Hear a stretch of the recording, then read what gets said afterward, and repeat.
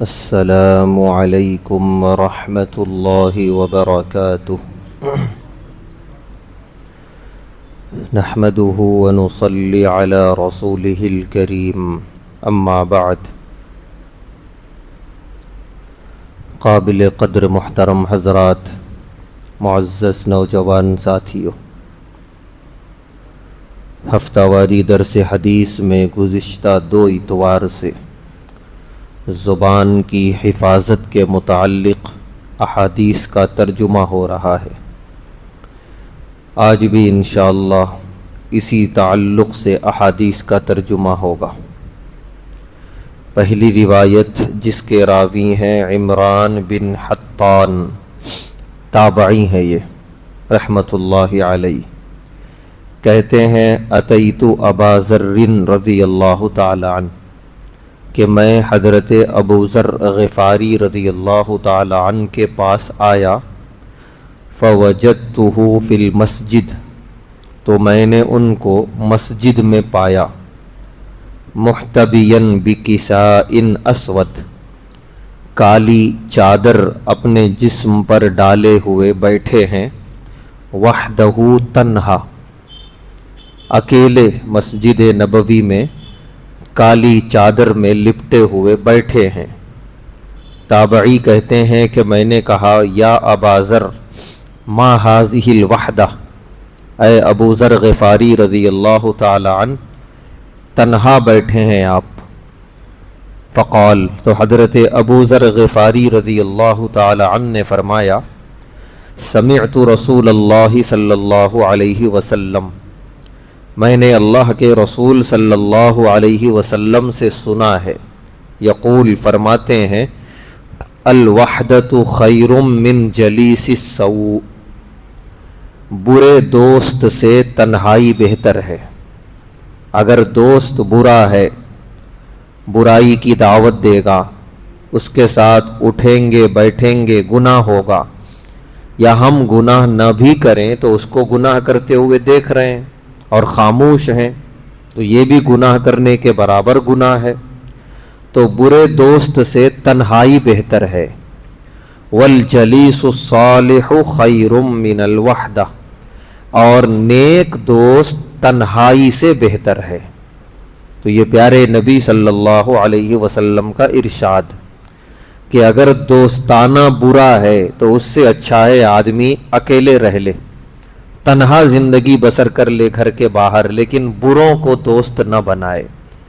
اور اگر دوست اچھے ہیں، نیک ہیں، ان کے ساتھ رہیں گے، 2-4 اچھے کاموں کی توفیق مل جائے گی، کچھ نہیں تو نماز کے وقت نماز کی توفیق مل جائے گی، وہ بھی نماز کو جائے گا، ہم کو بھی لے کے جائے گا۔ تو پھر تنہا رہنے سے بہتر ہے ایسے دوستوں کے ساتھ رہنا۔ آدمی کی زندگی کے اعمال کا ایک بڑا دار و مدار اس کے دوستانے پر ہے۔ اسی لیے احادیث میں پیارے نبی صلی اللہ علیہ وسلم نے اس کی بڑی تاکید فرمائی ہے کہ جس کے ساتھ اٹھتے بیٹھتے ہو ذرا ان کو بھی دیکھ لو کس طرح کے ہیں، کیونکہ دوستانے میں آدمی مروت میں آ جاتا ہے، دوست ہے بول رہا ہے، اب دوستانہ ہے چلو کر لیتے ہیں، کیا بول رہا ہے کبھی ہم وہ نہیں دیکھتے، گناہ کا کام بول رہا ہے یا نیکی کا کام بول رہا ہے۔ کبھی دوستانے میں ہم اس کو غلط کرتے ہوئے دیکھتے ہیں، خاموش بیٹھ جاتے ہیں، دوست ہے برا مان لے گا، چھوڑو جانے دو، جو کرتا ہے کرنے دو۔ اسی میں آدمی کتنے گناہ اپنے اعمال میں جمع کر لیتا ہے۔ اور اگر وہی نیک دوست مل گیا، اچھا، دنیا میں بھی کامیابی، آخرت میں بھی کامیابی۔ تو ابو ذر غفاری رضی اللہ تعالی عنہ نے پیارے نبی صلی اللہ علیہ وسلم کی بڑی اچھی حدیث سنائی کہ میں تنہا ہوں تو تنہائی بری نہیں ہے، برے دوستوں سے تنہائی اچھی ہے، اور اچھے دوست تنہائی سے بہتر ہیں۔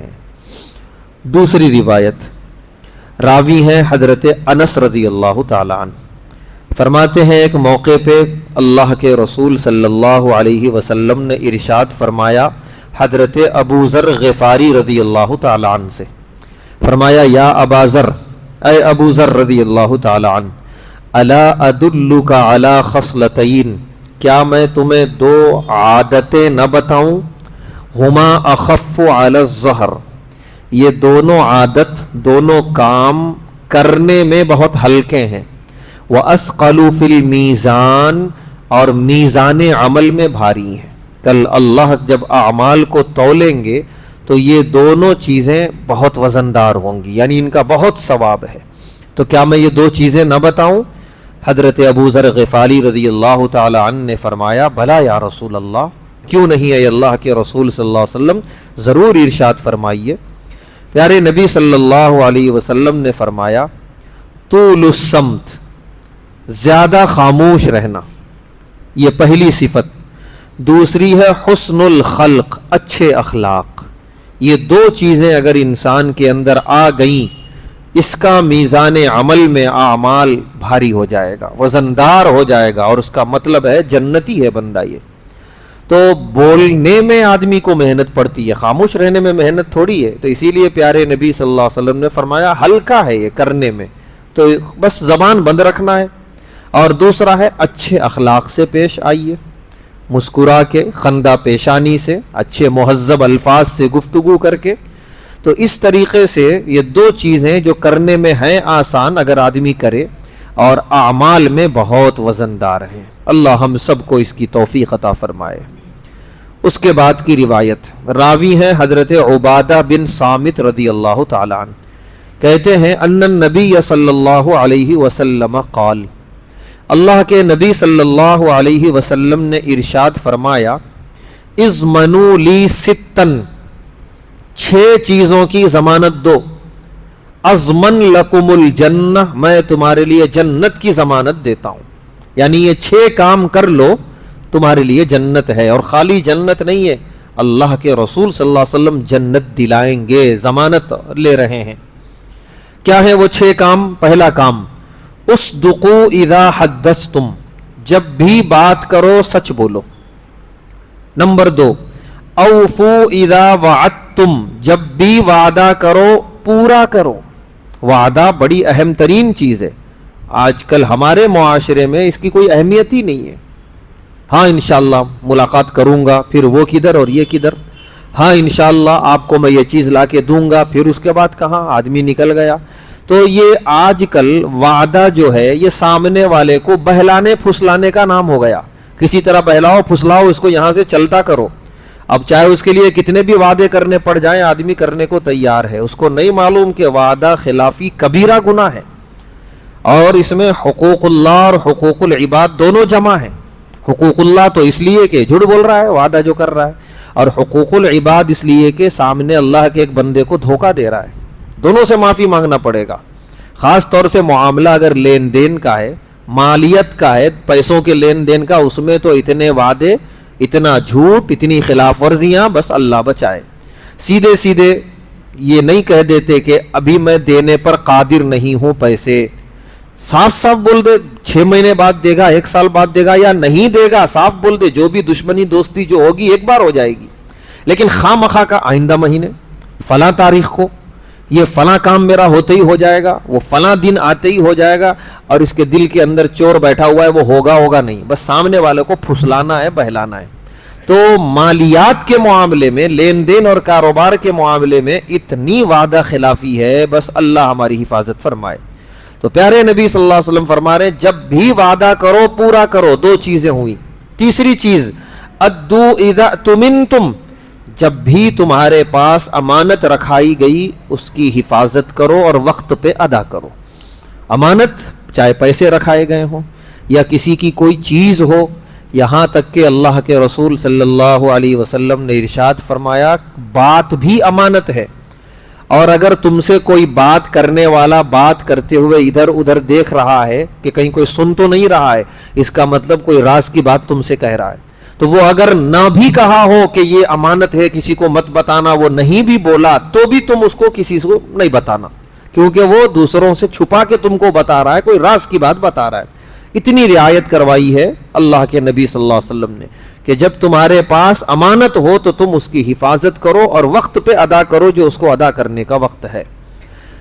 3 چیزیں ہو گئیں۔ چوتھی چیز واحفظوا فروجکم، اپنی عزت و آبرو کی حفاظت کرو، اپنی حیا کی حفاظت کرو، بے حیا نہ بنو۔ 5ویں چیز غضوا ابصارکم، نگاہیں نیچی رکھو، یعنی نگاہوں سے حرام چیزیں نہ دیکھو. اور آخری چیز ہے کفو ایدیکم، اپنے ہاتھ کو ظلم سے روکو. ہاتھ سے دوسروں کی مدد کرو، دوسروں کا ساتھ دو، کسی پر ظلم نہ کرو. یہ 6 چیزوں کی جو ضمانت دیتا ہے پیارے نبی صلی اللہ علیہ وسلم نے فرمایا میں اس کے لیے جنت کی ضمانت دیتا ہوں. پہلی چیز جب بھی بولو سچ بولو. دوسری چیز وعدہ کرو تو پورا کرو. تیسری چیز ہے امانتوں کی حفاظت. چوتھی چیز ہے عزت و آبرو کی حفاظت. پانچویں چیز ہے نگاہ کی حفاظت. اور چھٹی چیز ہے اپنے ہاتھ کو ظلم سے محفوظ رکھو. اللہ ہم سب کو ان چیزوں پر عمل کی توفیق عطا فرمائے. اس کے بعد کی روایت راوی ہیں حضرت ابو سعید خدری رضی اللہ تعالیٰ عنہ. فرماتے ہیں قال رسول اللہ صلی اللہ علیہ وسلم، اللہ کے رسول صلی اللہ علیہ وسلم نے ارشاد فرمایا الغیبت اشد من الزنا، غیبت زنا سے زیادہ شدید ہے، بڑا گناہ ہے. قالو، صحابہ نے فوراً سوال کیا یا رسول اللہ، اے اللہ کے رسول صلی اللہ علیہ وسلم، وکیف الغیبت اشد من الزنا، غیبت زنا سے کیسے شدید ہو گئی؟ یہ ایک آدمی اگر ظاہری طور پہ سوچے تو بدکاری کتنی بری چیز ہے. اور غیبت یوں زبان سے بولا، بول کے نکل گیا. ہو سکتا ہے جب زبان سے بول رہا ہو ٹوپی بھی ہو سر پہ، کرتا پاجامہ بھی پہنا ہوا ہو، بڑا دیندار نظر آ رہا ہو، اس میں کوئی فرق نہیں آیا، سب جیسا کا ویسا ہی ہے، لیکن 1 سے 4 غیبت کر کے نکل گیا. کوئی بات نہیں ہے، آدمی کہاں اس کو برا سمجھتا ہے، لیکن بدکاری تو بہت بری چیز ہے. اور پیارے نبی صلی اللہ علیہ وسلم فرما رہے غیبت اس سے بڑا گناہ ہے. تو صحابہ نے سوال کیا اے اللہ کے رسول صلی اللہ علیہ وسلم کیوں آخر یہ زیادہ بڑا گناہ؟ پیارے نبی صلی اللہ علیہ وسلم نے فرمایا ان الرجل لیزنی، کہ بے شک ایک آدمی نے بدکاری کیا، فیتوب، پھر اس کو پچھتاوا ہوا، اس نے توبہ کیا، فیتوب اللہ علیہ، اللہ نے توبہ قبول کر لی، قبول کر لیں گے اللہ توبہ اس کی.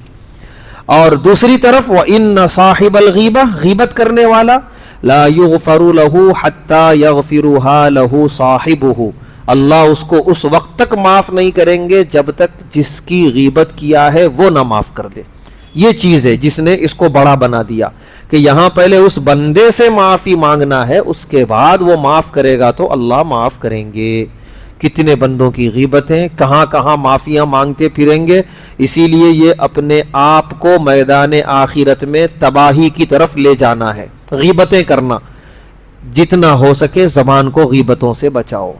خدا نہ خواستہ کسی کی غیبت ہو گئی اور وہ بندہ دنیائی میں نہیں رہا، ہم چاہ رہے ہیں معافی مانگنا، ہم توبہ کرنا چاہ رہے ہیں، لیکن دنیائی میں نہیں رہا، اس کا حل دوسری حدیث میں پیارے نبی صلی اللہ علیہ وسلم ارشاد فرما رہے ہیں ان من کفارۃ الغیبہ، کہ اب ایسی غیبت کا کفارہ یہ ہے ان تستغفر لمن اغتبتہ، کہ تم نے جس کی غیبت کی ہے اب اس کے لیے استغفار کرتے رہو، خوب گناہوں کی معافی مانگو اس کے لیے. ہو سکتا ہے کل میدان آخرت میں اس کے نامہ اعمال میں بہت سارے گناہ معاف ہوں، تو وہاں یہ بھی بتایا جائے گا کس وجہ سے یہ گناہ معاف ہوئے ہیں، کوئی چیز ڈھکی چھپی نہیں رہے گی آخرت میں. تو جب اللہ بتائیں گے، اللہ کی طرف سے بتایا جائے گا یہ گناہ اس لیے معاف ہوئے کہ فلاں بندہ تمہارے لیے دعائے مغفرت کر رہا تھا. اب وہ فلاں بندہ اس وقت التجا کرے گا کہ میں نے اس لیے تمہارے لیے دعائے مغفرت کی تاکہ تم میری اس غیبت کو معاف کر دو. ہو سکتا ہے بندہ اس خوشی میں اس غیبت کے گناہ کو معاف کر دے، تب جا کے یہ کفارہ بنے گا. اور اگر کوئی اتنا سخت دل ہو، اللہ نہ کرے کہ وہاں بھی معاف کرنے کے لیے تیار نہ ہو، تو پھر تو اٹک گیا بندہ، پھر تو پھنس گیا. تو اسی لیے اللہ کی ذات سے امید ہے اللہ اس کو نرم کر دیں گے. ہم نے جس کی غیبت کی ہے اس کے لیے دعائے مغفرت کرتے رہیں. بہتر یہ ہے غیبت ہی نہ کریں کہ یہ ساری نوبتیں ہی نہ آئیں. دعائے مغفرت کے بعد بھی معاملہ اسی پہ ٹکا ہوگا آخرت میں کہ وہ خوشی میں معاف کر دے تو الحمدللہ، نہ کرے تو پھر پھنسے. تو اپنی زبان کو غیبتوں سے بچا کے رکھیں. آج کی آخری حدیث راوی ہیں حضرت عبداللہ بن عامر رضی اللہ تعالیٰ عنہ. یہ کم عمر صحابی تھے پیارے نبی صلی اللہ علیہ وسلم کی زندگی میں. قال، یہ کہتے ہیں دعتنی امی، ایک موقع پر مجھے میری والدہ نے بلایا، جیسے مائیں اپنے بچے کو بلاتی ہیں آؤ بیٹا ادھر آؤ میں تمہیں کوئی چیز دوں گی.